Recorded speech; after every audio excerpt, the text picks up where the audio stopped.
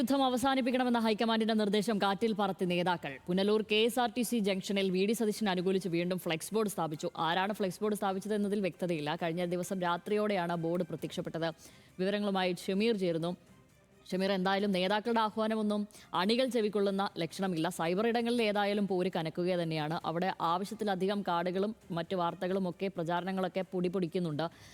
അപ്പോഴും ഫ്ലെക്സും ചില ബോർഡുകളും ഒക്കെ മാറ്റി സ്ഥാപിക്കുന്ന നിലയിലേക്കൊക്കെ കാര്യങ്ങൾ പോയിരുന്നു. ഇപ്പോൾ വീണ്ടും ഫ്ലെക്സ് സ്ഥാപിച്ചിരിക്കുന്നു. നേരത്തെ വാടാനപ്പള്ളിയിൽ നിന്നുള്ള ഒരു വാർത്തയുണ്ടായിരുന്നു. അത് സ്ഥാപിച്ചത് ഒരു പ്രാദേശിക CPIM നേതാവായിരുന്നു. അപ്പോൾ ഇതിനു പിന്നിൽ അങ്ങനെ എന്തെങ്കിലും ആണോ, അല്ലെങ്കിൽ കോൺഗ്രസ്സുകാർ തന്നെ വെച്ചാണോ? ആരാണ് വെച്ചതെന്ന കാര്യത്തിൽ ഇതുവരെയും അത് കണ്ടെത്താൻ കഴിഞ്ഞിട്ടില്ല. ഇനി CCTV ദൃശ്യങ്ങൾ പരിശോധിച്ചാൽ മാത്രമേ ഇത് ആരാണ് ഇതിന്റെ പിന്നിലെന്ന് അറിയാൻ കഴിയുകയുള്ളൂ. എന്തായാലും കഴിഞ്ഞ ദിവസങ്ങളിലൊക്കെ തന്നെ പുനലൂരിലും പരിസര പ്രദേശങ്ങളിലും ഒക്കെ വ്യാപകമായി ഫ്ലക്സ് ബോർഡുകൾ KC വേണുഗോപാലിനെ അനുകൂലിച്ചും VD സതീശനെ അനുകൂലിച്ചും ഒക്കെ വെച്ചിരുന്നു. എന്നാൽ നേതാക്കൾ അത് വിലക്കിയതോടെ എടുത്ത് മാറ്റപ്പെടുകയും ചെയ്തു. എന്നാൽ പിന്നീട് ഇപ്പോൾ വീണ്ടും അത് ഇന്ന് പുലർച്ചയോടുകൂടി പ്രത്യക്ഷപ്പെട്ടിരിക്കുന്നു. എന്തായാലും പരിസരത്ത് ഏതെങ്കിലും CCTV ഉണ്ടെങ്കിൽ അത് ആരാണ് വെച്ചതെന്ന് ജില്ലാ കോൺഗ്രസ് നേതൃത്വം പരിശോധിക്കാൻ പ്രാദേശിക ഘടകങ്ങളോട് നിർദ്ദേശിച്ചിട്ടുണ്ട്. അതനുസരിച്ചുള്ള പരിശോധന പ്രാദേശിക ഘടകങ്ങൾ നടത്തുന്നുണ്ടെന്നാണ് നമുക്കറിയാൻ കഴിയുന്നത്.